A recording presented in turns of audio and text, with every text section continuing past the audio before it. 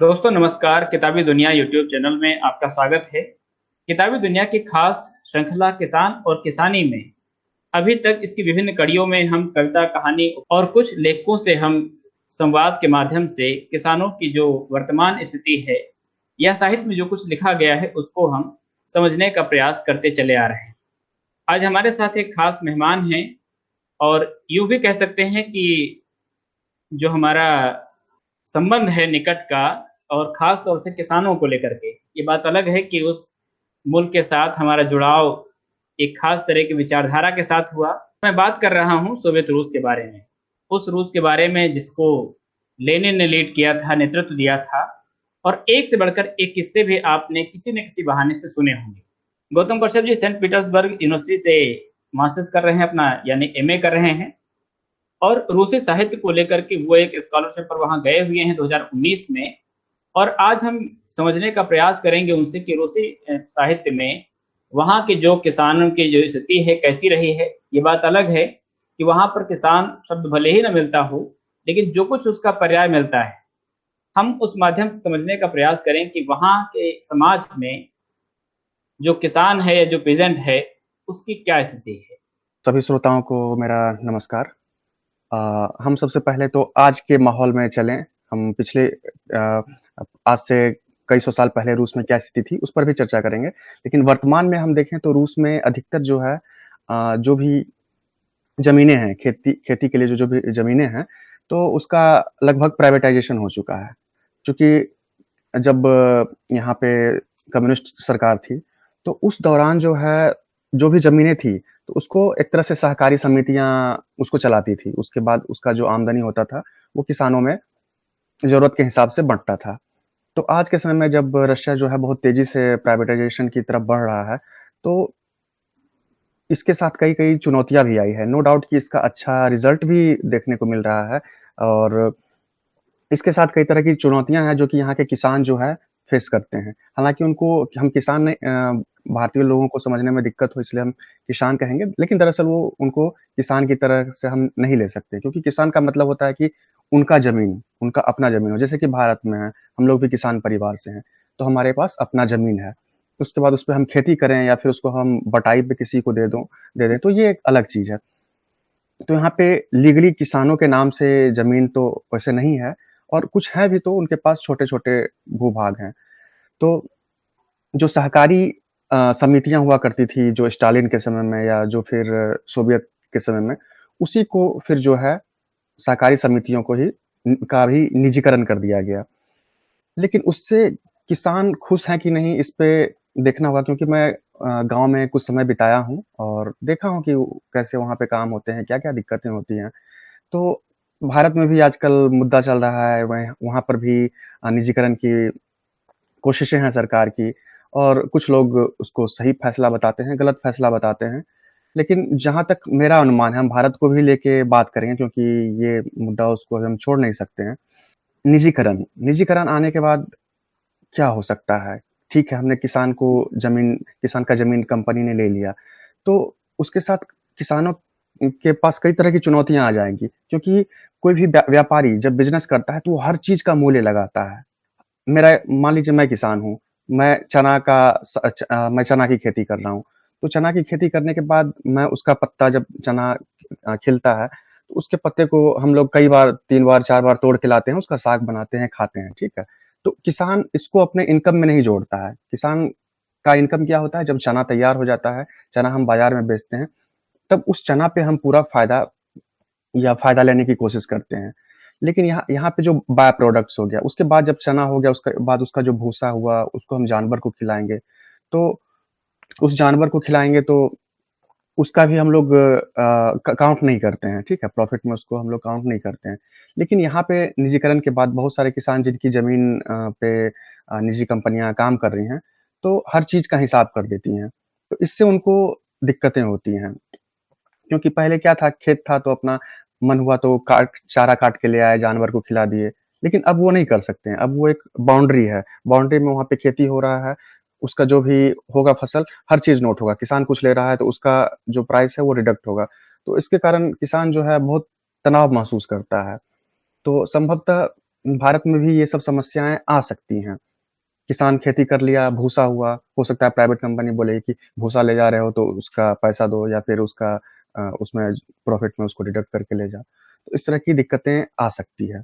तो यही चीज़ अभी रूस में भी हो रहा है। रूस में भी ऐसी ही समस्याएँ जो कुछ किसान हैं, वो बताते हैं।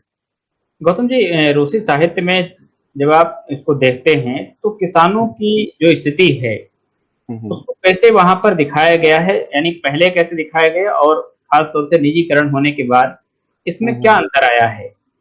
देखिए, सबसे पहले तो रूस में किसान का कोई कॉन्सेप्ट नहीं है क्योंकि शुरुआती दौर से ही यहाँ पर सामंतवाद था, तो वहाँ पे जो ज़मीनें थी, वो सामंतों, ज़मींदारों या फिर ज़ार के अधीन हुआ करता था। तो लोग जो है एक तरह से मज़दूरी करते थे। उनका उनके पास अपने नाम का खेत नहीं होता था, तो वो मज़दूरी करते थे, उनको टैक्स पे करना पड़ता था, फिर जो अनाज हुआ वो भी देना होता था। उनके पास सीमित अनाज बचते थे, जिससे उनका जीवन-यापन चलता था। एक सुखी जीवन तो नहीं कहा जा सकता है, क्योंकि अगर सुखी जीवन होता तो शायद रूसी क्रांति नहीं होती। बहुत ही समस्याएँ थी समाज में और इसको लेके क्या कहते हैं, एक क्षोभ होता था कि हम मेहनत कर रहे हैं 16 घंटे, 18 घंटे क्योंकि कई-कई जगहों पे मैंने रूसी लोगों से खुद सुना है। किताबों की बात अलग है क्योंकि मैं इस विषय का एक्सपर्ट नहीं हूँ, लेकिन मैं जो आम रूसी लोगों के साथ मैं जब समय बिताता हूँ, आम किसानों के साथ, तो उनसे जानने की कोशिश करता हूँ। तो वो बताते हैं कि उनको 12 घंटे, 14 घंटे, 16 घंटे तक काम करने के लिए मजबूर किया जाता था और काम करते थे उसके बाद उसका मेहनताना बहुत ही कम होता था। कई बार आते थे सिपाही और ज़मींदार के जो भी होता था उठा के लेके चले जाते थे। तो इस तरह का शोषण उनको झेलना पड़ता था। रही बात कि साहित्य में, तो रूसी साहित्य तो पूरा पीजेंट बेस ही है, चाहे दोस्तोयेव्स्की हों या फिर लेव टॉल्स्टॉय हों। तो इन लोगों ने तो पूरा उसी पे लिखा है, ठीक है? तो इसमें बहुत ही बड़ा साहित्य है और ये जो पीजेंट हैं, जो वहाँ पे क्रिश्चियनिन है, उसके लिए एक शब्द क्रिश्चियनिन का इस्तेमाल करते हैं रूसी लोग। तो जो उनका जो जीवन है, उसको लेव टॉल्स्टॉय ने बहुत ही अच्छे से उठाया है। लेव टॉल्स्टॉय खुद एक ज़मींदार परिवार के थे, बहुत ही समृद्ध परिवार के थे। लेकिन उसके बाद भी उन्होंने देखा कि किस तरह से उनका शोषण होता है, किस तरह से उनके पास समस्याएँ हैं। तो संभवतः इसी वजह से लेव टॉल्स्टॉय पूरी दुनिया में जाने-पहचाने जाते हैं। उन्होंने अहिंसा अहिंसा को लेके भी उन्होंने लिखा। उसके बाद किसानों की समस्याएँ, उसका समाधान, इन सब बातों को भी लिखा। हालाँकि रूसी लोग ये भी बताते हैं कि और ये चीज़ रूसी साहित्य में भी मतलब पूरा एक्सप्लेन किया हुआ है कि लोग जो है पीजेंट लाइफ में को जी रहे थे, लेकिन बदलाव की हिम्मत नहीं करते थे क्योंकि आदमी का नेचर है अगर कई जनरेशन एक तरह की तरीके से जीना शुरू कर देता है, तो वो मौका मिलने के बाद भी बदलाव पसंद नहीं करता है, ठीक है? एक आदत बन जाती है। तो जब इंडस्ट्रियलाइज़ेशन हो रहा था, नए-नए मशीन आ रहे थे खेती में इस्तेमाल के लिए, तो लोगों की इच्छा नहीं होती थी कि मशीन का इस्तेमाल किया जाए, प्रोडक्शन बढ़ाया जाए। लोग बोलते थे कि नहीं हमारा जो सिस्टम है वही सही है, ठीक है? जो यहाँ के क्रिश्चियनिन थे, उनका कहना था कि हमारा जो सिस्टम है वही बेहतर है और वो बदलाव लाना नहीं चाहते थे। इस चीज़ को लेव टॉल्स्टॉय अन्ना कारेनिना में दिखाते हैं लेविन के माध्यम से। ये सोच बन गई थी और देखा जाए तो इस तरह का सोच जो है, इसका रीज़न समझ सकते हैं कि कई पीढ़ी जब उसी स्थिति से गुज़र रहे हैं, उसी तनाव से, उसी मनोस्थिति से, उसी तरह के जीवन शैली से, तो ये चीज़ें एक माइंडसेट बन जाता है। तो लोग चाहते थे कि जो समाज जो है, समाज के लोग एक-दूसरे की मदद करें। जो क्रिश्चियनिन समाज है, वो एक-दूसरे की मदद करें और क्या कहते हैं, आगे बढ़ें।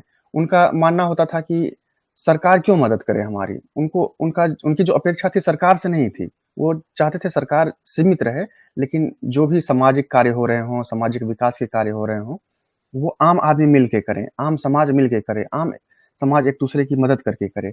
तो इस तरह का जो था मेंटलेट वो पूरा रूसी समाज में देखने को मिलता है और इस चीज़ को लेव टॉल्स्टॉय अन्ना कारेनिना में दिखाते हैं। फिर बाद में और भी बहुत सारे हैं, दोस्तोयेव्स्की हैं और मक्सिम गोर्की हैं। तो इन लोगों ने पीजेंट लाइफ के बारे में बहुत ही शानदार लिखा है और उसको पढ़ने के बाद पता चलता है उनकी सोच क्या थी और उनकी अपेक्षाएँ क्या थी। एक किस्सा मैंने एक स्टालिन की जीवनी आई थी और मैं अगर जी। नाम भूल नहीं नहीं रहा हूँ तो वो हुँ, हुँ। शायद अन्ना लुई स्ट्रांग ऐसे कुछ नाम था, उन्होंने जीवनी लिखी है, हुँ, हुँ। जो हिंदुस्तान में ही छपी, उसका अनुवाद छपा हुआ है। हुँ, उसमें हुँ। वो कुछ किस्से बताती हैं कि स्टालिन के बारे में, कि हुँ, जब हुँ।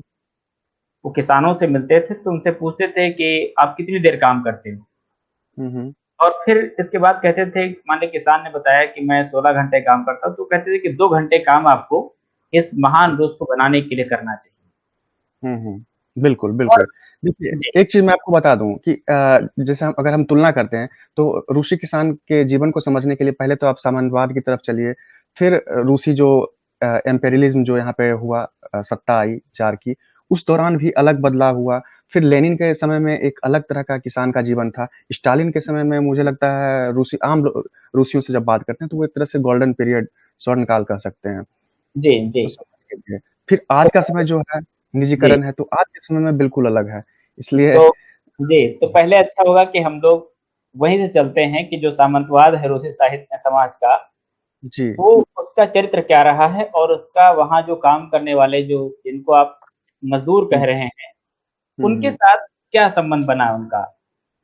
देखिए, उनके साथ तो एक तो आज़ादी नहीं और जो शोषण था, वो बरकरार था, लंबे समय तक सदियों से चला आ रहा था ये पूरे यूरोप में। लेकिन कुछ लोग बताते हैं कि उसका भी कुछ फ़ायदा था और उन उन किसानों को, किसान कहें, क्रिस्टियानिन को जो है लगता था कि ठीक है, हम जो हैं हम मतलब हम मालिक के हैं, लेकिन जो है ज़मीन हमारा है। उनके अंदर एक ये डेवलप हो चुका था मानसिकता कि ये जो ज़मीन है वो हमारा ही है और जो मालिक होते थे, सामंत होते थे, वो उनको ज़मीन देते थे कि तुम इस ज़मीन पे खेती करो और हर साल जो है ज़मीन उनका बदलता रहता था। उनके पास ज़मीन होती थी, लेकिन वो बदलता रहता था क्योंकि कहा जाता था कि इससे जो है खेती की जो उर्वरा शक्ति है वो बेहतर होती है। तो इस तरह से बदल-बदल के उनको ज़मीन मिलता था और हाँ, उस वक़्त जो सामंत होते थे, वो जो ज़मीन उनको अलॉट करते थे, तो देखा जाता था कि परिवार में कितने लोग हैं, मतलब कितना मुँह है, ठीक है? कितने खाने वाले हैं या कितने हाथ हैं। तो उसके हिसाब से उनको ज़मीन दिया जाता था। ज़मीन का एक पट्टा होता था मतलब एक पूरा बहुत बड़ा एरिया है, मैदान है मान लीजिए, तो उसमें हर परिवार को एक पट्टे की भाँति एकदम एक सीधा एकदम चलते जा रहे हैं, तो वो ज़मीन वो उनको पूरा मिलता था। बहुत सारे रूसी गाँव में जो बड़े बुजुर्ग हैं, पुराने लोग, वो बताते हैं कि कुछ लोगों को ज़मीन इस तरह से मिलता था कि वो खड़ा है और उसको एक साँस मतलब बिना साँस लिए दौड़ना है, ठीक है? वो जितना दूर तक दौड़ सकता है, वो ज़मीन जो है, वो उतना दूर तक का ज़मीन का वो खेती करने का उसको अधिकार मिल जाएगा। तो लगभग 1 मिनट, डेढ़ मिनट में आदमी जितना दौड़ के भाग के जाए। हालाँकि कई बार लोग बताते हैं कि ऐसा उसको परेशान करने के लिए करते थे, ताकि क्या कहते हैं लोग जो है अगर किसी से कोई दुश्मनी हो गया या कुछ आपस में लड़ाई हो गया, तो उन लोगों को ऐसे किया जाता था, परेशान किया जाता था ताकि उनका जीवन जो है उतना अच्छा ना हो, उनके पास कम आमदनी हो, तो इस तरह का जीवन था। उसके बाद उस दौरान भी देखिए रूस में मतलब एक जो है समाज आपस में फिर भी लोग एक-दूसरे के साथ मिल-जुल के मदद करते थे और एक साथ जैसे खेती करना है, तो उस पूरे एरिया में एक तरह की खेती होती थी और एक तरह से लोग प्लानिंग करते थे। उसका एक उस वक़्त एक सोसाइटी था, मीर बोलते हैं यहाँ के लोगों को। एक तरह से कह सकते हैं कि अ, लोकल गवर्नमेंट कह सकते हैं। वो लोकल जो गवर्नमेंट जो है, वो पीज़ेंट का था, यानी जो क्रिश्चियन समाज था, उसका वो एक तरह से अपना भारत में जैसे कि कह लें कि गांधी जी का सपना था स्वराज का, कि आम लोग मिलके जो है फैसला लें। तो उस तरह से जो मीर था, समझिए ग्राम स्वराज की तरह ही था, जहाँ पे सब लोग मिल-जुल के प्लानिंग करते थे, कैसे खेती करना है, कैसे एक-दूसरे की मदद करना है, कुछ उपकरण वगैरह अगर हैं कृषि उपकरण, तो कैसे एक-दूसरे के साथ साझा करना है। तो इस तरह से उनका जीवन चला। फिर राजसत्ता में भी लगा कि नहीं इसका जो है प्रभाव लोग अब जागरूक हो रहे हैं और अब वो समझ रहे हैं कि हम 12 घंटा, 16 घंटा काम कर रहे हैं और हमारे पास खाने को नहीं है और जो कुलीन वर्ग है, वो खेत पे सिर्फ़ घूमने के लिए आ जाता है और उसके पास सब चीज़ सारी सुख-सुविधाएँ मिल जाती है। तो ये चीज़ पीजेंट के लाइफ़ में, क्रिश्चियन के लाइफ़ में ये चीज़ खटकती थी। तो राजसत्ता को भी ये चीज़ आभास हो रहा था कि किसी न किसी दिन बगावत हो सकता है, क्रांति हो सकती है। तो उन्होंने फिर इसका बदलाव किया। उन्होंने क्या किया कि किसानों को ज़मीन देना शुरू किया। वो बड़ा-बड़ा प्लॉट ताकि जो किसान के नाम पे ज़मीन रहेगा तो उनके पास कॉन्फिडेंस रहेगा और उनका लाइफ़स्टाइल भी थोड़ा-सा बेहतर होगा। तो लगभग मुझे लगता है मतलब ज़ार निकोलस द्वितीय के समय तक लगभग 16% किसानों के पास जो है अपनी ज़मीनें हो चुकी थी लीगली। लेकिन हाँ, देखिए वो जो किसान थे उसके साथ टर्म था कि अगर उनको ज़मीन दिया जा रहा है तो उसके लिए उसको पैसे देने होते थे, ठीक है? या टैक्स देना होता था। तो वो जो है बेचारा किसान बहुत मेहनत करके जो मेहनती किसान होते थे, वो बहुत मेहनत करके पैसे जमा करके या इधर-उधर से मैनेज करके खेत खरीदते थे या फिर कई सालों के लीज पे मतलब लोन पे एक तरह से कह सकते हैं मॉर्टगेज पे, तो उसको पैसे जमा करते थे। तो इस तरह से उन्होंने मेहनत करके वो ज़मीन अपने नाम पे किया, ठीक है? तो इस तरह से उनकी लाइफ़ लगभग 16% किसानों की उसको कुलाक एक शब्द है, कुलाक कहते हैं। तो वो किसान में भी जो पीज़ेंट में भी है एक अलग क्लास बन गया, कि हमारे पास ज़मीन है, हम अमीर हैं, हमारे पास जानवर हैं, हमारे पास खेत हैं और हमारे पास प्रोडक्शन हो रहा है। जब ऐसे कहते हैं एक बार पैसा आता है तो फिर आदमी उसको अलग-अलग चीज़ों में इन्वेस्ट करता है। बिज़नेस में, यांत्रिकी में या फिर पैसे का लेन-देन में कुछ लोग के पास पैसे आए तो वो दूसरे जो गरीब पीज़ेंट्स थे उनको पैसे देने लगे सूद पर। तो इस तरह से उन वो बहुत ही मतलब उनका लाइफ़ बहुत बदल गया और इससे जो है दूसरे जो पीज़ेंट थे वो फिर जलने लगे कि उसका लाइफ़ इतना आसान हो गया। फिर आता है काल लेनिन का। जब लेनिन आते हैं तो फिर वो इस चीज़ को भाँपते हैं कि क्या कहते हैं किसानों में जो पीज़ेंट्स हैं उसमें फिर विद्रोह मतलब फिर पनप रहा है। वो फिर अच्छा बेहतर जीना चाहते हैं और अब उनको जो उसी पीज़ेंट से एक क्लास जो आगे बढ़ गया है, अब उसके प्रति जो है जलनशील वाला भावना जो है वो विकसित हो रहा है। और उस वक़्त रूस में समस्याएँ भी बहुत बढ़ गई थी क्योंकि जो सामंत के अधीन खेती कर रहे थे, उनके पास उनको फिर भी काम तो करना पड़ता था और उस हिसाब से उनको पैसे या फिर खाने-पीने की वस्तुएँ नहीं मिलती थी। यहाँ तक कि भुखमरी का शिकार होना पड़ता था। घर छोटे-छोटे थे, एक घर में 10 लोग, 12 लोग इस तरह से बड़ा-बड़ा परिवार रहता था। तो बहुत दिक्कत थी। फिर बाद में जब लेनिन का समय आया, तो लेनिन ने वादा किया कि चलो हम क्या कहते हैं खाना और खेती, ज़मीन दोनों का अधिकार हम देंगे।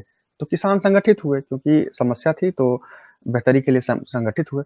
लेकिन चूँकि मैं कुछ कुलाक परिवारों से भी मिला हूँ तो मैं उसकी भी चर्चा करूँगा। क्योंकि वो बताते हैं कि क्या कहते हैं, उसके बाद जो है लेनिन ने जो है कुलाक को एक तरह से अपना दुश्मन मान लिया है, जो कि उनका मार्क्सिस्ट फिलॉसफी था, उसमें ऐसे लोग नहीं होने चाहिए। एक सहकारी रूप से काम होना चाहिए। तो जो कुलाक है, वो फिर बाद में जो क्रिश्चियानिन है, उसका दुश्मन हो गया। क्यों? क्योंकि कुलाक का रहन-सहन अच्छा था। उसके बाद कुलाक से जब कहा गया कि ठीक है, आप लोग अपना जो ज़मीन है या आपके पास जो एक्स्ट्रा ज़मीन है या आपके पास जो एक्स्ट्रा जानवर है, वो सब आपको सरकार को देना पड़ेगा या फिर गाँव का जो सहकारी समिति है, उसमें जमा करना पड़ेगा। तो कुलाक ये चीज़ नहीं चाहता था क्योंकि वो जो समाज विकसित हुआ था, वो बहुत मेहनत करके, बहुत-बहुत हार्ड वर्क करके जो है, ज़मीन पर वो एक कब्ज़ा बनाया था, अपना जीवन यापन को थोड़ा-सा बेहतर किया था। तो वो इतनी आसानी से ज़मीन देना नहीं चाहता था। ये समझ सकते हैं भारत में भी ये मनोस्थिति है कि लोग एक बित्ता अगर नेर है, तो वो भी नहीं देना चाहते। उनको लगता है ये हमारा ज़मीन है, हम कैसे इसको छोड़ दें? इस पे मेरा हक है।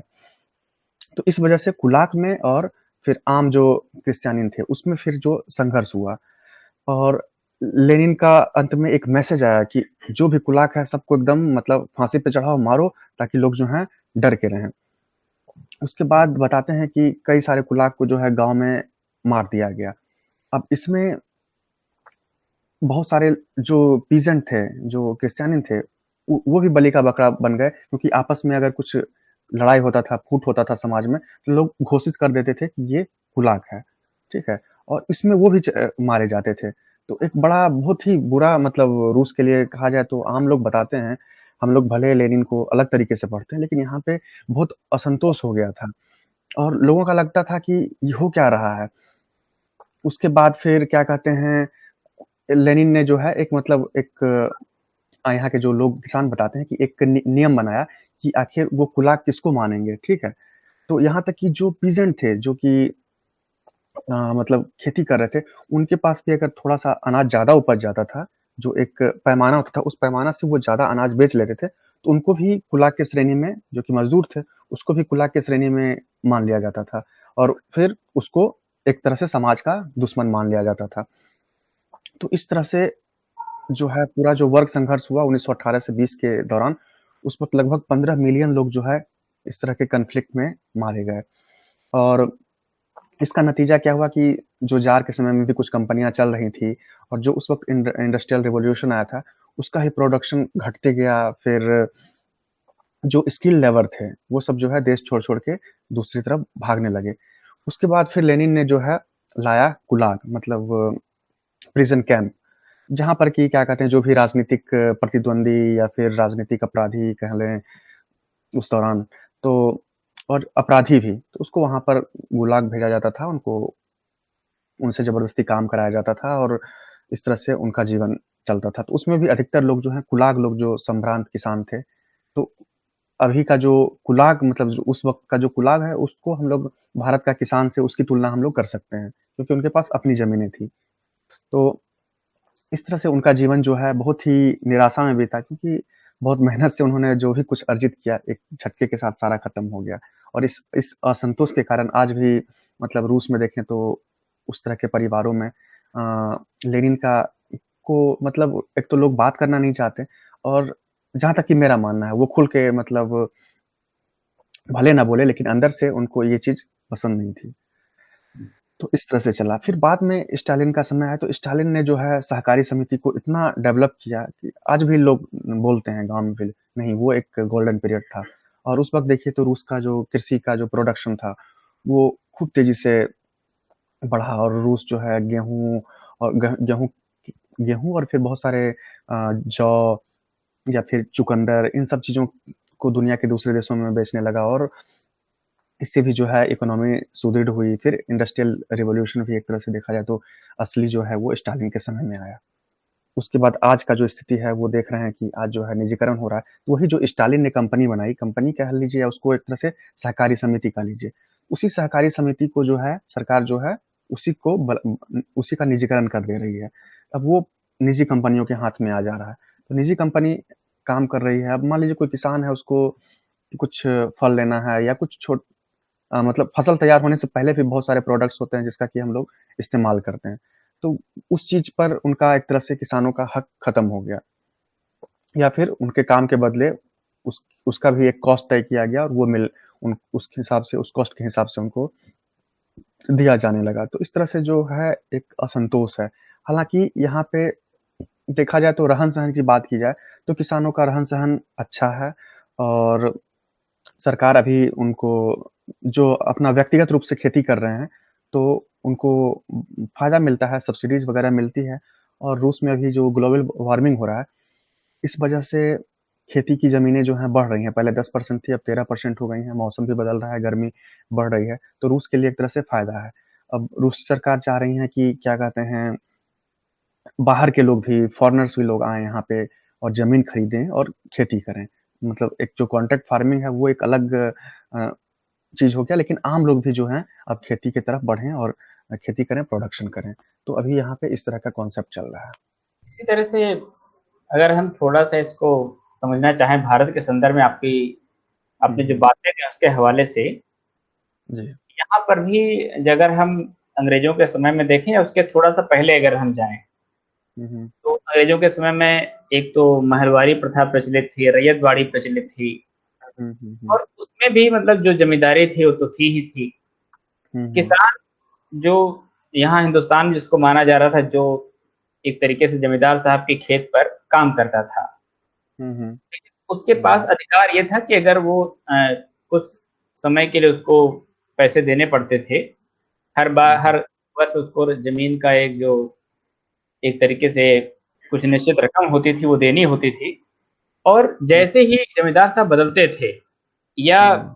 ज़्यादा पैसा अगर उगाहना है, तो नवाब साहब या जो भी हैं, ऊपर से हुँ, अपना कर बढ़ाते थे और हुँ। उतनी रकम किसानों पर बढ़ाई जाती थी। बढ़ाई जाती थी, बिल्कुल, उतना बिल्कुल। हाँ, उतना दे सकते हैं तो आपके पास ज़मीन रहेगी, नहीं तो ज़मीन किसी और को हुँ, बेच एक तरीके से वो दे ट्रांसफ़र दिया हो जाएगा, जाती है। जी। ट्रांसफ़र हो जाती थी।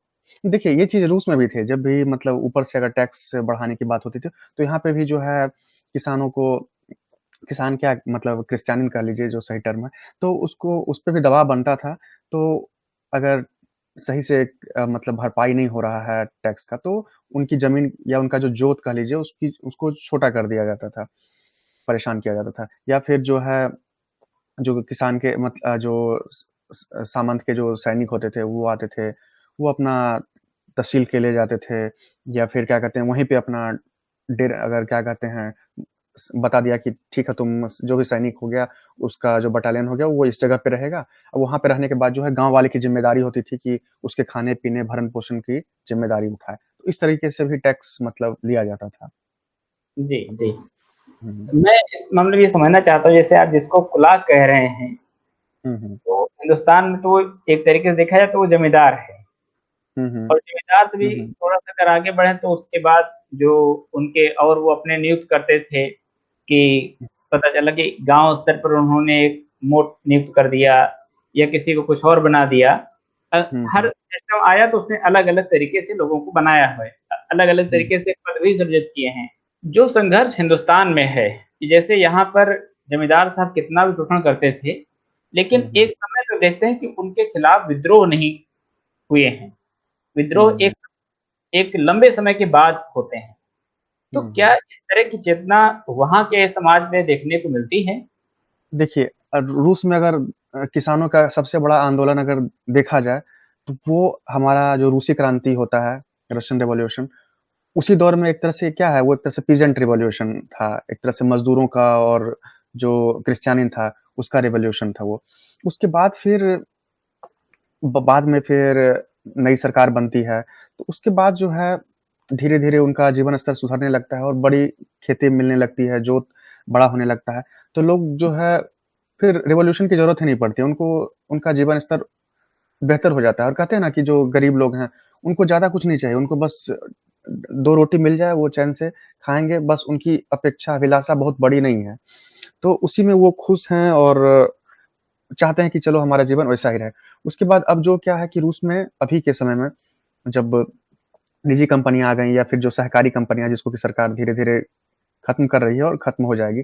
तो मुझे लगता है कि किसान जो है दरअसल खेती करना नहीं चाहते हैं क्योंकि अब ऑप्शन विकल्प बहुत ज़्यादा हो गया है। रूस में आबादी कम है और इंडस्ट्रियल बहुत सारे यहाँ पे हैं वर्क हैं जिसमें कि लोग लगे हुए हैं। तो इस वजह से खेती करना नहीं चाहते हैं लोग और ठंड भी है, मौसम भी है और बहुत ही मेहनत का काम है। तो आम कह लें तो पहले की अपेक्षा रूसी लोग जो हैं अब टेबल पे बैठ के काम करने वाला ऐसा ही हुँ, जीवन चाहते हैं। तो इसी तरीके से उनका चल रहा है। बहुत कम लोग हैं गाँव में जो कि कह लें तो आजकल हम लोग देखते हैं रूस का पूरा गाँव का गाँव खाली हो गया है। सब लोग शहर में आ गए हैं, क्योंकि शहर में सुविधाएँ अच्छी हैं। तो बिजली, पानी, अस्पताल, विश्वविद्यालय, स्कूल, कॉलेज सब चीज़ हैं और लगभग फ्री हैं। तो इस वजह से सब लोग शहर में आ गए हैं, गाँव का गाँव पूरा खाली हो गया है। कुछ कम लोग 2-4 लोग गाँव में दिखते हैं और इस तरह से खेती से जो है वो लोग मुँह मोड़ रहे हैं। तो अगर इस दौर में अगर निजी कंपनियाँ आती हैं तो देखा जाए तो एक तरह से अच्छा ही है, क्योंकि कम से कम खाली ज़मीन है तो कोई काम तो वहाँ कर रहा है, कुछ प्रोडक्शन हो रहा है, तो देश के लिए फ़ायदेमंद ही है। और अच्छा प्रोडक्शन हो रहा है गेहूँ वगैरह का तो उसको आप दूसरे देशों में बेच भी सकते हैं और बेच रहे हैं। तो ये चीज़ें हैं। उसके बाद दूसरी चीज़ यहाँ पे देखिए कि क्या कहते हैं, रूसी सरकार चाहती है कि बाहर से लोग आएँ, फ़ॉरेनर्स आएँ और यहाँ पे आके खेती करें। उनको ज़मीन खरीदने का भी अधिकार है। भले ही आपके पास रूसी नागरिकता हो या ना हो, लेकिन आप यहाँ पे ज़मीन खरीद सकते हैं, खेती कर सकते हैं। कुछ शर्त है जैसे कि आप बॉर्डर एरिया में ज़मीन नहीं खरीद सकते, लेकिन आप बीच में सेंटर में ज़मीन खरीद करके खेती कर सकते हैं। तो जी। ये चीज़ है क्योंकि मतलब कहने का मतलब कि खेती करने के लिए लोग नहीं मिल रहा है, आबादी कम है, खेती करने के लिए लोग नहीं मिल रहा है और जो लोग हैं, वो अब बैठ के काम करना चाहते हैं। जी। और जी, दूसरी एक बात और कि भारत के साथ अगर तुलना करें तो भारत के में किसानों का जीवन बहुत मतलब संघर्षपूर्ण है। हम लोग भी किसान परिवार से हैं, तो हम लोग देखते हैं कि क्या दिक्कतें हैं। हम लोग का खेत ठीक है, मैंने खेती किया, हमारे पास जो भी एमएसपी आया, हम तो बोलते हैं सरकार को कि हमें एमएसपी भी नहीं चाहिए, लेकिन कम से कम कुछ चीज़ें जो है, वो चीज़ें हमें मिलनी चाहिए। जैसे कि पढ़ाई, शिक्षा और स्वास्थ्य। किसान को बहुत ज़्यादा नहीं चाहिए, किसान नहीं चाहता कि हमारे पास बहुत बड़ा गाड़ी, बंगला और बहुत कुछ हो। वो चाहता है कि हमारे पास एक जो मिनिमम जो रिक्वायरमेंट है वो पूरा हो जाए। किसान का पैसा कहाँ जाता है? हम लोग के जो छोटे-मोटे किसान हैं, वो अगर खेती किया, उसी पैसे से ही तो बच्चे को पढ़ाना है, प्राइवेट स्कूल का फ़ी भरना है क्योंकि सरकारी स्कूल लगभग पूरा सिस्टम बिहार में कोलैप्स हो चुका है।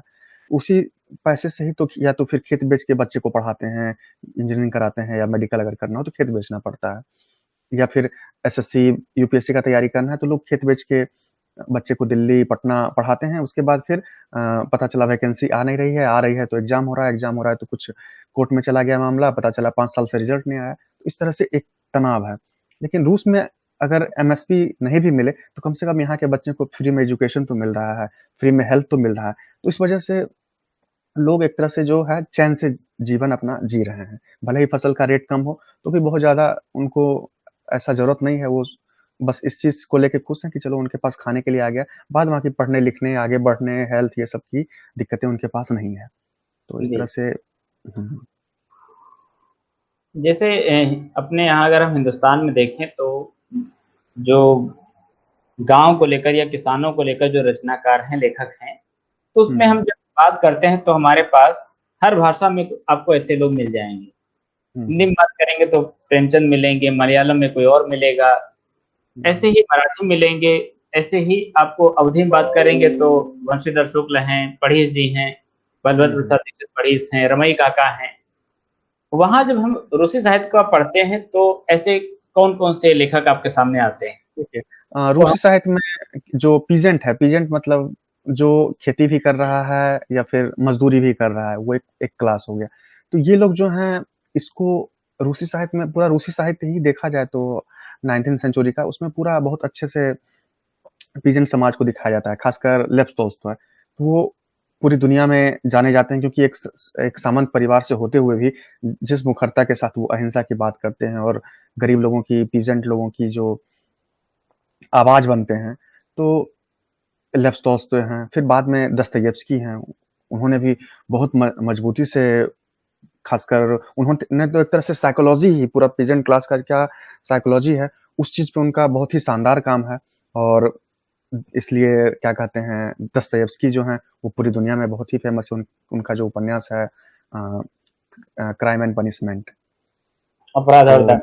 दंड, तो ये सब उसमें पूरा जीवन एक तरह से देखा जाए तो पूरा एकदम उसमें देखा जा सकता है कि किस तरह से पीजेंट का जो क्रिश्चियन समाज था उसका लाइफ है, किस तरह की चुनौतियाँ थी, किस तरह की सामाजिक चुनौतियाँ थी, किस तरह की रूढ़िवाद था समाज में उनके और किस तरह से वो स्ट्रगल कर रहे थे जीवन को लेके और किस तरह से कई बार मौका मिलता था तो भी उनका सोच जो है नहीं बदलता था, क्योंकि वो उस माहौल में जीने के आदी हो गए थे। जी, तो जी। इन सब चीज़ों को बहुत अच्छे से उन्होंने उकेरा है। या आज भी हम लोग के यहाँ देख लीजिए, हमारे गाँव में भी बहुत सारे जो क्या कहते हैं जनजातीय समाज है, ठीक है? या फिर क्या कहते हैं बहुत सारे पिछड़े वर्ग हैं। अब वो रह रहे हैं, गंदगी में रह रहे हैं, सूअर वगैरह साथ में रह रहा है। उनको अगर बोलते हैं कि अच्छे से रहो, साफ-सुथरा रहो, तो वो नहीं रहना चाहते। उनको बोलते हैं रोज़ नहाओ तो नहीं नहाना चाहते हैं, क्योंकि वो आदी हो गए हैं उस चीज़ के। तो दस्तयेव्स्की भी समझते हैं उनका साइकोलॉजी क्या है, क्यों ऐसा हुआ? हाँ, अगर हम लोग अच्छे से रहना चाहते हैं, तो वो क्यों अच्छे से नहीं रहना चाहते हैं? वो क्यों नहीं साफ-सुथरा रहना चाहते हैं? तो उसकी समस्याएँ अलग हैं, उसके लिए उस वो भी ऐसे नहीं हुआ, उसके पीछे मतलब सैकड़ों सालों का एक साइकोलॉजिकल इफ़ेक्ट उनके माइंड में है, जिससे उनको तोड़ने की ज़रूरत है। तो उस चीज़ को जो दस्तयेव्स्की एक्सप्लेन करते हैं, वो बहुत ही मतलब रूसी साहित्य में बहुत अच्छे से बताया गया है इस चीज़ को। जी। जैसे जब यहाँ पर प्रेमचंद को हम पढ़ते हैं या बंशीधर शुक्ल को पढ़ते हैं या जैसे आप भोजपुरी में पढ़ेंगे तो आपको नाटकों में बिहारी ठाकुर मिलेंगे। हाँ। वो हुँ, हुँ। अलग-अलग तरह के समाज की और उनके जो कॉन्फ्लिक्ट हैं, जो आपसी उनके अंदर के जो सामाजिक संघर्ष हैं या मान्यताओं को लेकर के जो चीज़ें प्रचलित हैं, किसानों का जो शोषण है उसका कोई आधार एक नहीं है, कि वहाँ पर हुँ, किसानों का शोषण धर्म के आधार पर भी किया जा रहा है, हुँ, जो हुँ। सामाजिक संरचना में श्रेष्ठ हैं वो भी किसी न किसी बहाने से शोषण करते हैं और हुँ, सेठ हुँ। साहूकार सभी उसमें शामिल होते हैं। बिल्कुल। इस तरह हुँ, की हुँ। संरचना क्या आपको रूसी साहित्य में देखने को हाँ, मिलती है? बिल्कुल है। ये तो पूरा देखिए, ये पूरा यूरोप में है। एक तरह से यहाँ पे भी जो जब गाँव बसने शुरू हुए, तो उसके बाद फिर जब यहाँ पे चर्च आया, तो जो यहाँ इसको मतलब यहाँ पे जो चर्च है, उसको मंदिर बोलते हैं, ठीक है? तो यहाँ के मंदिर जो है या बहुत सारा जो ज़मीन था, जो सामंत बोलते हैं, तो वो बहुत सारा हिस्सा तो जो यहाँ का जो जो धर्मगुरु कह लीजिए क्षेत्र का या गाँव का, उसके अंडर में भी हुआ करता था। तो शोषण तो वो लोग भी करते थे, धर्म के नाम पे वो लोग भी वर्गलाते थे, शोषण करते थे। तो ये चीज़ यहाँ पे भी देखने को मिलता है। जी हर जी गाँव में एक मंदिर हुआ, उस मंदिर का जो महंत या मुख्य पुजारी हुआ, उसके अंडर में जो है जार से या फिर सरकार से जो भी उस दौरान सरकार थी, उसको इस एक एरिया मिल जाता था, फिर बाद में वो फिर उसका इस्तेमाल करते थे, फिर उस शोषण करते थे जो भी क्रिश्चियन होते थे। जी जी। हुँ। तौलस्ताय की एक कहानी मुझे ध्यान आ रही है, जहाँ पर वो एक किसान है, उससे कहा जा रहा है कि आप आज दिन भर सूरज अस्त होने से पहले जहाँ तक चलते चले जाएँगे, हुँ, हुँ। उतनी देर आपकी हो जाएगी। हुँ, हुँ। ऐसी कौन-सी कहानियाँ आपको नज़र आती हैं या ऐसा कौन-सा साहित्य जो अभी मुख्य धारा में नहीं है, लेकिन किसानों की समस्या को बहुत गहराई से या कुलाक या यूँ कहें कि क्रिश्चियन की समस्या को बहुत अच्छे से उठाता है? देखिए, जहाँ तक मेरी जानकारी है, क्या कहते हैं, अब जो है वर्तमान में जो जो एक दौर था रूसी साहित्य का, एक गोल्डन एज कह लीजिए, उस वक़्त बहुत सारे अच्छे-अच्छे राइटर्स हुए। उसके बाद अब जो है पीजेंट लाइफ़ पे कोई लिखता ही नहीं है। मुझे लगता है अब रशिया में पीजेंट्स या फिर क्रिश्चियन बचे ही नहीं, वो समाज बचा ही नहीं। अब लोग जो हैं बहुत ही आज़ाद हो चुके हैं, बहुत सारे अधिकार मिल चुके हैं और लोगों के पास आगे बढ़ने का या फिर अलग पेशा को चुनने या का साधन हो गया है। इसलिए वर्तमान में ऐसा मैंने नहीं पढ़ा, यानी हमारे कोर्स में या फिर यूनिवर्सिटी में ऐसी कोई चर्चा नहीं होती है और हमने भी नहीं देखा है अपने स्तर से कि ऐसा कुछ लिखा जा रहा है अभी रूस में, क्योंकि अब किसान एक तरह से कहा जाए तो बचे ही नहीं। अब जो है किसान वो एक तरह से बहुत ही प्रोफ़ेशनल हैं, उनके पास बड़े-बड़े मशीन हैं या अभी भी वर्तमान में मतलब जो भी कुछ समय पहले मैं एक गाँव गया था इज़वारा, वहाँ पे अभी भी पुराने पारंपरिक किसान बचे हैं। एक तरह से कह लीजिए तो कुलाक की तरह। तो उनके पास अपनी ज़मीनें हैं, लेकिन वहाँ पे क्या है कि एक अधिकारी है, जैसे कि हम लोग के यहाँ ब्लॉक सिस्टम होता है, तो ब्लॉक है।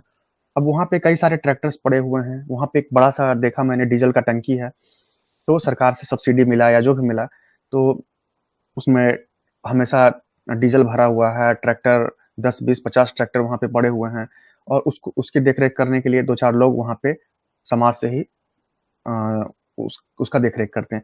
फिर बाद में जिसको ज़रूरत होता है वो अपना ट्रैक्टर उठाया, अपना खेत जोता, काम किया, फिर लाके जमा कर दिया। तो इस तरह से उनका जीवन है। तो मतलब देखा जाए तो वो बहुत मतलब भारत के किसानों की तरह नहीं है कि सब कुछ अपना पैसा लगा के करना है।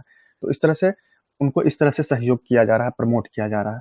तो अब वो किसान नहीं है, एक तरह से वो एक तरह से बहुत ही मतलब उसके लिए कुछ दूसरा मतलब टर्म मुझे लगता है ढूँढना चाहिए, क्योंकि अब वो आज़ाद होके और अपने तरीके से और सरकार के समर्थन से खेती कर रहे हैं। जी, तो जी। और ऐसा सरकार भी चाहती है कि जो भी बचे हुए ज़मीन है वहाँ पे लोग चूँकि बेरोज़गारी रूस में भी है, तो लोग सरकार भी चाहती है कि लोग जो है खेती की तरफ मुड़ें और खेती करना शुरू करें। जी। जैसे हिंदुस्तान में अगर आप गाँव में जाते हैं, तो आप भले ही हमारा क्षेत्र अलग-अलग होता है, राज्य अलग-अलग होते हैं, लेकिन हुँ, हुँ। किसानों की बातचीत में खेती होती है। यानी हुँ, किस हुँ। फसल में क्या बोया गया, फसल का नुकसान होता है, मौसम की जो मार होती है, वो भी होती है। हुँ, वहाँ हुँ। पे जब किसानों से जैसे आपने बताया कि आप कुलाक कई कुलाकों से इधर मिले हैं, उन हुँ, हुँ। परिवारों से मिले जो खेती करते हैं, उनके बीच कौन-कौन सी बातें होती हैं? देखिए, सबसे बड़ी बात कि अब तो यहाँ पे इंश्योरेंस सेक्टर जो है बहुत मज़बूत है और ख़ासकर अभी की सरकार जो है मतलब सब्सिडी बहुत बड़ा सब्सिडी मिलता है किसानों को। भारत की तरह ऐसा नहीं कि मतलब एमएसपी क्या भारत में एक डेटा के अनुसार मुश्किल से 6% किसानों को एमएसपी मिलता है और बाद बाकी जो सब्सिडी है डीज़ल पे बिहार वग़ैरह में तो वो ख़त्म हो गया और बाद में वैसा कुछ ख़ास सुविधा नहीं मिलता है, ठीक है? दूसरी बात कि अगर किसान का फसल उत्पादन कम हुआ तो इतना हो जाता है कि चूँकि खेत बड़ा है, जोत बड़ा है, तो स्वाभाविक है कि इतना हो जाता है कि उन बेच ना पाएँ, लेकिन खाने-पीने के लिए अच्छा हो जाता है। रही बात कि उनके पास खर्च बच्चे के शिक्षा के लिए या फिर उसके लिए बहुत तरह की सब्सिडी बच्चों के नाम पे भी मिलती है, ठीक है? ज़्यादा बच्चे हो रहे हैं, तो घर में पैसे मिल रहे हैं उसके चूँकि सरकार यहाँ पे आबादी बढ़ाना चाहती है। अभी पिछले बार क्या कहते हैं, नए साल पे कोरोना के कारण जो है, महामारी में बच्चे लोग घर में रह गए थे, तो सरकार ने जो है घोषणा किया कि जिसके घर में जितने बच्चे हैं, उसके हिसाब से लगभग 10,000 या 15,000 रूबल सबको दिए जाएँगे। तो इस तरह से सरकार मदद करती है, सपोर्ट करती है। अगर 3-4 बच्चे हैं, तो वो अगर किंडरगार्टन में भी जा रहे हैं, तो वहाँ पे भी क्या कहते हैं, उनको बहुत तरह की सुविधाएँ मिल रही हैं। तो देखा जाए तो बच्चे को पालने पे जो है खर्च वो कम हो गया, सुविधाएँ मिल गई, शिक्षा, स्वास्थ्य मिल गया, तो जो भी किसान को मिल रहा है उससे वो सैटिस्फाई हैं, वो खुश हैं एक तरह से देखा जाए तो। हालाँकि जो जिनकी खेती कॉन्ट्रैक्ट फार्मिंग में गई है, वो शिकायत करते हैं कि अरे पहले मेरा खेती था, हम ये चीज़ ले आते थे, ये सामान ले आते थे खेत से, अब वो नहीं ला सकते। अब उसका जो है हर चीज़ का कीमत तय होता है, उसके बाद इससे उनको लगता है कि उनका शोषण हो रहा है या इससे उनको लगता है कि उनको कहीं न कहीं घाटा हो रहा है। जी, ये जी। चीज़ है। जिन लोगों की खेती कॉन्ट्रैक्ट फार्मिंग चली जाती है, हुँ। उनके मन में कहीं कोई इस तरह का या उनका कोई ऐसा संगठन जो हो, जो अपने मुद्दों को लेकर के कभी कोई विरोध की बात या इस तरह नहीं, के नहीं, कभी मुद्दे ऐसा उठाते ऐसा हैं मैंने आपके बताया सामने? आपको, विरोध कब होता है? विरोध तब होता है जब हमारा जो जीवन स्तर है वो पूरा खराब हो जाता है, ठीक है? अभी रूसी किसानों का जीवन स्तर बहुत खराब नहीं है या बहुत भारत की तरह खराब नहीं है। मैं बताया कि यहाँ पे लोगों को स्वास्थ्य, शिक्षा जैसी मूलभूत चीज़ें मिल जाती हैं, ठीक है? उनको बच्चे को पढ़ाने के लिए खेत में काम नहीं करते हैं। वो इलाज कराने के लिए खेत में काम नहीं करते हैं। वो उनको ऑलरेडी सरकार की तरफ से वो इंश्योर्ड है, ठीक है? वो खेत में काम इसलिए करते हैं ताकि उनके पास कुछ पैसे आएँ, तो हम अच्छे से खा पी सकें या घूम सकें या स्पेंड कर सकें हैं, बाहर घूमें। इस चीज़ के लिए उनके पास पैसे की ज़रूरत पड़ती है उनको। जी, जी। तो भारत में ये चीज़ नहीं है। भारत में दिक्कत क्या है कि खेती कर रहे हैं तो उसी पैसे ही से ही तो बच्चे को पढ़ाना है। ऐसा तो नहीं कि बच्चा सरकारी स्कूल में फ्री में पढ़ लेगा, क्योंकि सिस्टम तो पूरा खराब हो चुका है। स्कूल में टीचर नहीं है, स्कूल टूटा है या सरकारी स्कूल का बच्चा है अगर पढ़ रहा है तो उसको प्राइवेट के की तुलना में जो है वो पीछे रह जाएँगे, इंग्लिश नहीं सीख पाएँगे या फिर बहुत तरह की दिक्कतें हैं। लेकिन यहाँ पे नहीं, यहाँ पे तो जो स्कूल है उसमें अमीर-गरीब सबके बच्चे एक स्कूल में पढ़ते हैं और इसलिए सब लोग एक बराबर हैं। इसलिए ऊँचा-नीचा इस तरह का जो समाज में सोच है वो उस तरह से हावी नहीं है। भारत में तो देख लीजिए किसान हैं, तो किसान भी आपस में संगठित नहीं हैं।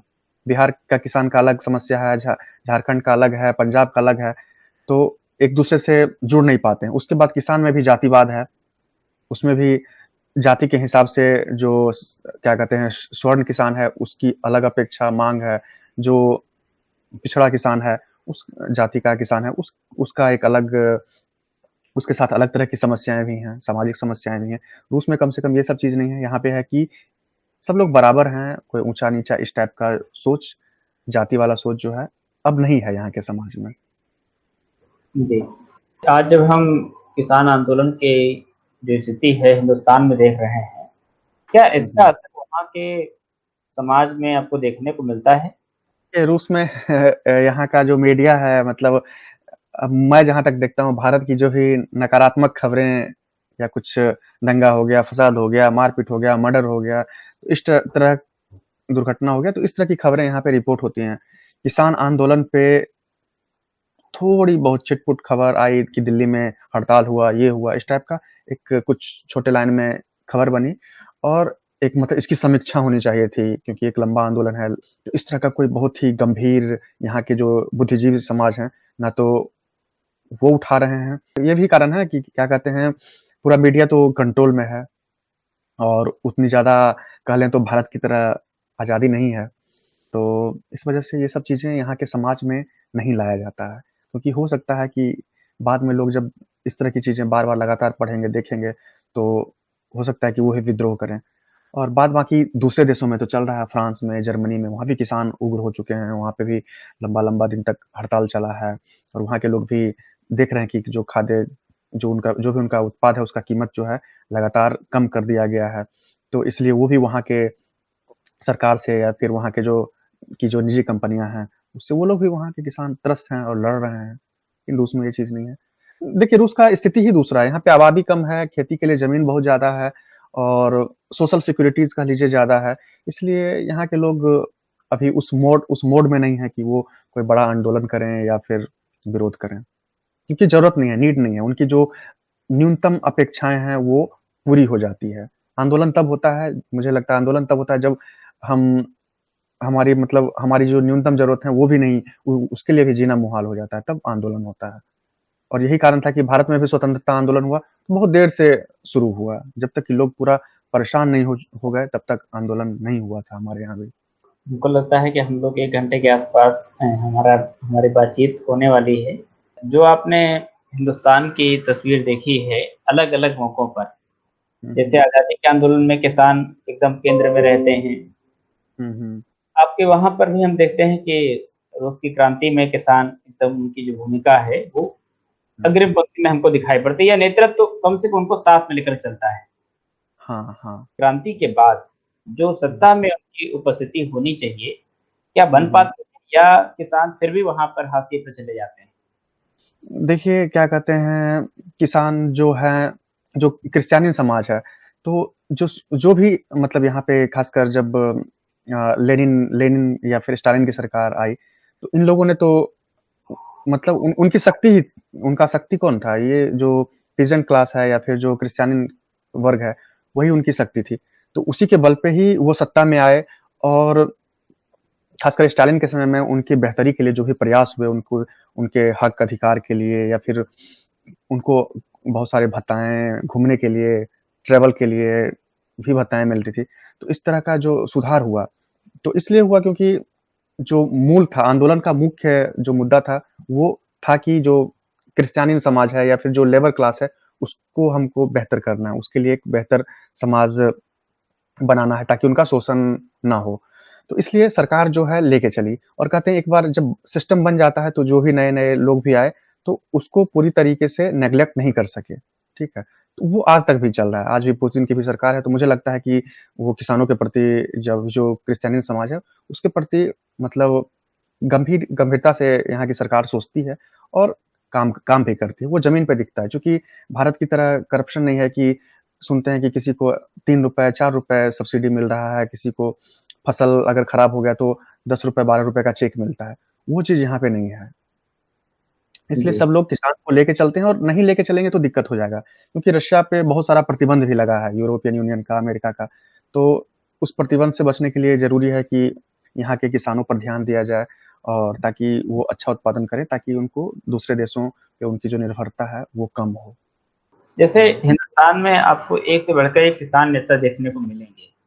हुँ, आज़ादी हुँ। के आंदोलन में भी देखने को मिलेंगे और बाद में भी देखने को मिलेंगे। हाँ। क्या इस तरह से वहाँ पर किसी नेता को राजनीति में किसान नेता के रूप में देखा जाता है? देखिए क्या कहते हैं, अगर आप आंदोलन मतलब जब रिवॉल्यूशन के समय देखें, तो एक तरह से आप लेनिन को किसान का नेता ही कह लीजिए। क्योंकि वो किसानों के ही या फिर क्रिश्चियन समाज के मज़दूरों के नेता थे। तो उससे बड़ा नेता तो कोई हुआ नहीं। स्टालिन को कह लीजिए, स्टालिन भी तो किसान के ही नेता थे। उसके बाद फिर यहाँ पे जो रिवॉल्यूशन क्या कहते हैं इंडस्ट्रियल रिवॉल्यूशन आया, तो उसके बाद लोगों की अपेक्षा बदल गई। अब बड़े-बड़े यंत्र आ गए, खेती में जो है कह लीजिए तो खेती यहाँ के बहुत कम लोग करते हैं। तो खेती में बहुत कम लोग इन्वॉल्व हैं। एक तरह से अधिकतर लोग जो हैं कंपनियों में काम कर रहे हैं या फिर मैन्युफैक्चरिंग में काम कर रहे हैं। तो किसान का एक तरह से बहुत छोटा समुदाय हो गया है रूस में। तो छोटा समुदाय है तो ऐसे भी छोटे समुदाय की बात कौन करता है? अब मान लीजिए देख लीजिए यहाँ पे भारत में जो आंदोलन चल रहा है वो किस किसान का है? जो गेहूँ, धान या जो मोटा फसल, दाल ये सब का उत्पादन करते हैं।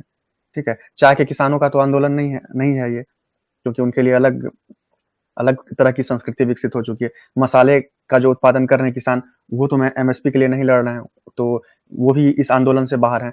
जो मछली उत्पादन कर रहे हैं, जो जानवर, दूध ये सब का पेशा कर रहे हैं, उनका आंदोलन तो ये नहीं है, एक तरह से देख लीजिए तो। तो इस तरह से यहाँ पे भी है कि अधिकतर लोग जब बिज़ी हो चुके हैं दूसरे कामों में और इन खेती के कामों में कम रुचि ले रहे हैं और इस वजह से ही यहाँ पे अब बड़ी-बड़ी प्राइवेट कंपनियाँ खेती कर रही हैं या फिर जो किसान हैं, बहुत कम मात्रा में किसान जो हैं खेती कर रहे हैं। इसलिए सत्ता में कह लीजिए या फिर वैसा कोई किसान का नेता एक तरह से किसान का नेता नहीं है। और भारत की स्थिति दूसरी है, भारत में लगभग 60 से 70 प्रतिशत लोग जो है कृषि पर आधारित है उनका जीवन। तो इस वजह से अगर 60 से 70% लोग हैं, तो स्वाभाविक है कि उसके लिए नेता का ज़रूरत तो पड़ेगा ही, उनकी माँग को रखने के लिए क्योंकि एक बड़ा समुदाय है, एक बड़ी आबादी है। यहाँ पे रूस में मुश्किल से 10% लोग होंगे शायद किसान, वैसा कोई नेता नहीं है आज के समय में। गौतम जी, हम लोग अपना अब यहीं पर समाप्त करते हैं, क्योंकि हुँ, हुँ। बातचीत तो कई सारी चीज़ें मुझे नई जानने को मिली और रूस को लेकर के एक लगाव भी रहता है और एक ये भी है कि कई सारे किस्से और कहानियाँ भी हम हुँ, लोगों के ज़हन में होता हुँ, लेकिन हुँ। एक नई बात ये पता चल रही है कि गुलाग और क्रिश्चियनिन और इसके बाद जो सामंत का संबंध बना, फिर वहाँ का जो जीवन स्तर है वो किस तरह से बदला हुआ है, क्योंकि हिंदुस्तान से काफ़ी अलग है। और बिल्कुल। निश्चित रूप से है कि अगर इस तरह का पूंजीवाद समाज में या देश के स्तर पर आए तो उसका विरोध या उसकी स्वीकारोक्ति बदल जाती है। हुँ, हुँ। आपने किताबी दुनिया से इस श्रृंखला के लिए बात की और ख़ास तौर से सोवियत रूस को लेकर के जो बातें बताई हैं, निश्चित रूप से हमारे लिए, हमारे दर्शकों के लिए कुछ नए आयाम जोड़ेंगी और समझने में मदद करेंगी कि हिंदुस्तान के किसान की जो स्थिति है कैसी है और किसान क्यों अपनी मांगों को लेकर के इस तरह से खड़ा हुआ है। मैं आप किताबी दुनिया की तरफ से आपका धन्यवाद करता हूँ और हम फिर किसी श्रृंखला के साथ आपसे जुड़ेंगे। धन्यवाद।